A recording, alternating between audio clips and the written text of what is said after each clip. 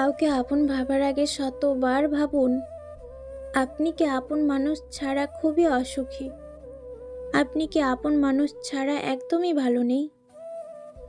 ভালো থাকার লোভে যাদের আপন ভাবছেন, তারা যখন বেইমানি করবে তখন পারবেন তো সহ্য করতে? এখন একা থাকতে কষ্ট হলেও তখন একা থাকার যন্ত্রণা হবে অনেক গুণ বেশি। যা সহ্য করার ক্ষমতা আপনার আছে কিনা আবারও ভেবে দেখুন। এবার হয়তো ভাবছেন, পৃথিবীতে সবাই কি এক নাকি?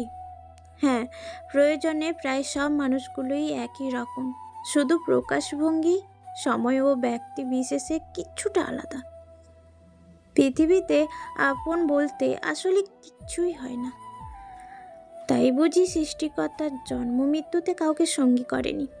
মানুষ সীমিত সময়ের জন্য পৃথিবীতে আসে, একটা পরিবারের মাধ্যমে বেড়ে ওঠে, তারপর জীবনটাকে মৃত্যু পর্যন্ত বয়ে নিয়ে যেতে কিছু মানুষের সান্নিধ্য পায়। হয়তো এই মানুষগুলোকেই আপন মানুষ বলে সম্বোধন করতে হয়, তাই মানুষ আপন শব্দটি ব্যবহার করে।